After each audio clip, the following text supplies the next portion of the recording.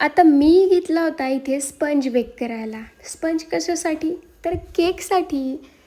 आणि केक कशासाठी? तर थांबा तुम्हाला दाखवते. तर केक यासाठी.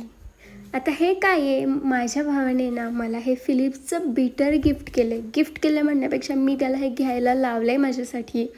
आता हे खूप दिवसांपासून मला हवं होतं आणि त्यांनी मला ते घेऊन दिलं आहे. सो ही मशीन वर्क करते की नाही हे बघण्यासाठी ना मी इथे केक बनवायला घेतला आहे.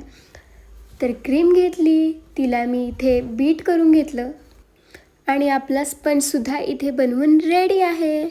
आता स्पंज बेक झाला आहे आणि मी इथे टूथपिक टेस्ट करून बघितलं. आपला स्पंज एकदम मस्त बेक झाला आहे की नाही. आणि हे बघा एकदम क्लीन निघाले, म्हणजे हे परफेक्टली बेक झाला आहे.